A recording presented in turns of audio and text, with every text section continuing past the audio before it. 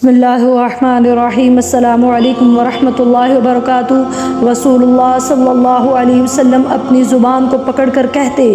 کہ تم کنٹرول میں رہنا، تو صحابی حضرت ابو بکر صدیق رضی اللہ تعالی عنہ کہنے لگے کہ یا رسول اللہ صلی اللہ علیہ وسلم زبان کی وجہ سے؟ تو آپ صلی اللہ علیہ وسلم نے فرمایا کہ کثرت سے لوگ میری امت کے اگر جہنم میں جائیں گے تو اللہ معاف کرے اس زبان کی وجہ سے جائیں گے۔ اللہ ہماری زبانوں کو صحیح کر دے، درست فرما دے، آمین۔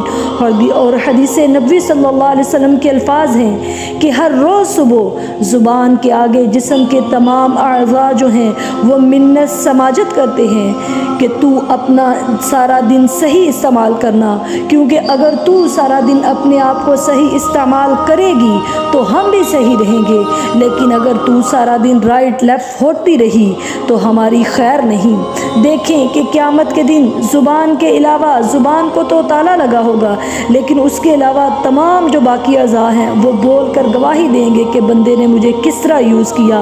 بھلائی کی طرف یا برائی کی طرف وہ بولیں گے۔ اور دوسری طرف یہ کہ ہم کہتے ہیں اس دنیا میں کہ ہم اپنی باڈی کے تمام اعضاء کے مالک خود ہیں، اللہ خیر کرے۔ تو دیکھیں کہ یہ کتنا عجیب سا کنٹراس ہے کہ ہماری باڈی کا ایک پارٹ بھی ہمارا نہیں، بس اس دنیا فانی میں تھوڑا سا ٹائم جو زندگی کا پیریڈ ہے۔ اللہ نے قرآن میں کیا فرمایا کہ لِيَبْلُوَكُمْ أَيُّكُمْ أَحْسَنُ عَمَلًا، تاکہ وہ اللہ تمہیں زندگی دی ہے تمہیں آزمانے کے لیے کہ کون تم میں سے اچھے اعمال کرنے والا ہے اور کون برے اعمال کرنے والا ہے۔ یہ چھوٹا سا زندگی کا جو پیریڈ ہے اس کے لیے اللہ تعالیٰ نے یہ جو باڈی دی ہے وہ ہمیں ظاہری طور پر ہماری لگتی ہے، ہمارے اس پر وقتی طور پر کنٹرول ضرور ہے کہ اگر ہم برائی کی طرف جائیں گے تو اپنے پاؤں کو لے کے چلیں گے، اپنے ہاتھوں کو لے کے چلیں گے، برائی کو دیکھیں گے تو آنکھوں کو استعمال کریں گے، برائی کو سنیں گے تو کانوں کو استعمال کریں گے، غلط بولیں گے اور جو بھی گناہ کریں گے زبان سے دوسروں کو تکلیف دیں گے تو اللہ کی دی ہوئی زبان سے اس کو استعمال کریں گے، برا سوچیں گے تو اس دل سے سوچیں گے، دوسروں کے لیے کینہ رکھیں گے، بغض رکھیں گے، تو یہ اعضاء حقیقت میں یہ سارے ہمارے پاس اللہ کی امانت ہیں اور یہ کل کو گواہی بھی دیں گے، لیکن انہی اعضاء کو ہم جہنم میں جانے کے لیے استعمال کرتے ہیں، اللہ معاف کرے۔ اور یقین جانے کہ ہمارے بہت سارے نیک اعمال اس زبان کو کنٹرول نہ کرنے کی وجہ سے ضائع ہو جاتے ہیں۔ تو اگر آپ اس کو کنٹرول نہیں کریں گے تو چاہے آپ بڑے بڑے نیک اعمال کرتے رہیں لیکن اس زبان کی وجہ سے پھر سارے کے سارے جو نیک اعمال ہیں وہ ضائع کر دیں گے آپ، اللہ معاف کرے۔ اور ہم بڑے فخر سے لوگوں کو بتاتے ہیں کہ فلاں نے ہمارے ساتھ ایسے ایسے کیا تو ہم نے بھی کھری کھری سنا دی، ہم بھی خاموش رہنے والے نہیں۔ ہمارے ساتھ جو زیادتی کرتا ہے تو ہم دو ٹوک جواب دیتے ہیں اس کو، جو کہ انتہائی افسوس کی بات ہے کہ ہم کہتے ہیں کہ بھائی ہم منافق نہیں،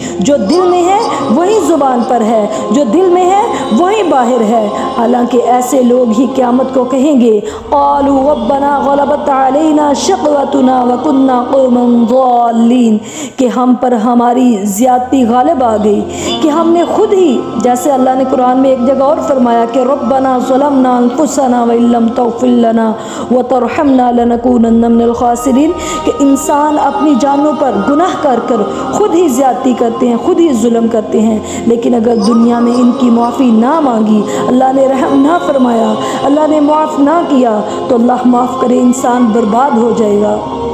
تو کل قیامت والے دن بات تو میں یہ کر رہی تھی کہ کل قیامت والے دن ہم کہیں گے کہ ہم پر ہماری زیادتی غالب آ گئی، گناہوں کی جو زیادتی تھی ہم پر غالب آ گئی، کہ اللہ ہمیں اس عذاب سے اب نکال دے۔ اگر ہم تیرے اس عذاب سے نکالنے کے بعد بھی ایسی زیادتی خود پر کرتے رہے تو ہم بہت ہی بڑے ظالم ہوں گے۔ تو اس وقت قرآن میں آتا ہے کہ آگے اللہ فرمائیں گے کہ اب تم یہاں ہی رہو اور خاموش ہو جاؤ۔ تو اللہ معاف کرے، اللہ ہماری زبانوں کو درست کرے، اللہ پاک ہمیں جھوٹ سے بچائے، چغلی سے بچائے۔ اس زبان کے ذریعے ہم جو دوسرے مسلمان بہن بھائیوں کو تکلیف پہنچاتے ہیں، اللہ ہمیں ایسے زبان کو استعمال کرنے سے بچائے۔ اگر آپ چاہتے ہیں کہ آپ کی زبان صحیح ہو جائے تو یہ نبوی دعائیں کثرت سے مانگا کریں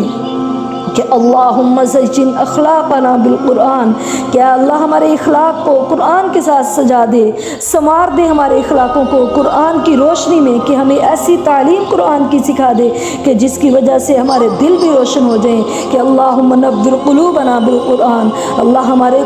دلوں کو اس قرآن کی روشنی سے بھی منور کر دے اور ہمارے اخلاق بھی بہترین کر دے۔ اور آگے اللہم، بڑی زبردست دعا ہے کہ اللہم انا نعوذ بک من منکرات الاخلاق والاعمال والاہواء والادواء، کہ اللہ بے شک ہم تیری پناہ میں آتے ہیں برے اخلاق سے اور برے اعمال سے اور بری خواہشات سے اور بری بیماریوں سے۔ دیکھیں کتنی زبردست دعا ہے کہ اگر آپ برے اخلاق سے بچ جائیں، اس دعا کی قبولیت کی وجہ سے برے اعمال سے بچ جائیں، بری خواہشوں سے بچ جائیں اور بری بیماریوں سے بچ جائیں، تو اس سے بڑھ کر کیا ہے انسان کے اچھے انسان کا ہونے کا،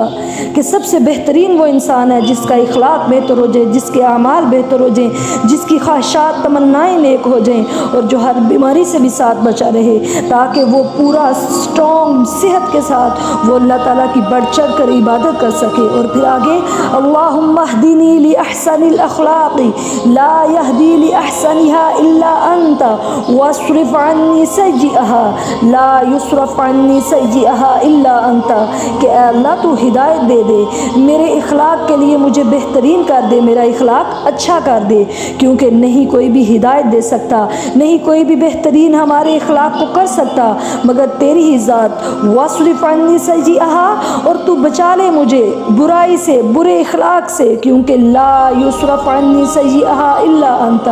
کوئی بھی برے اخلاق سے اور برائیوں سے مجھے نہیں بچا سکتا مگر تیری ہی ذات۔ جیسے کہ بندہ کہتا ہے کہ لا حول ولا قوت الا باللہ، کہ اللہ میں گناہ سے بچ نہیں سکتا اور اچھائی کو فالو نہیں کر سکتا لیکن صرف تیری ہی توفیق کے ساتھ، تو ہر وقت عاجزی اختیار کریں، ان دعاؤں کو مانگیں، تاکہ کل قیامت کو یہ جو ہم اپنے اعضاء سمجھ کے جن کو ہم برائی کے لیے ہر وقت استعمال کرتے رہتے ہیں، یہ کل کو گواہی دیں گے۔ اللہ تعالیٰ نے سورۃ یاسین میں بھی فرما دیا۔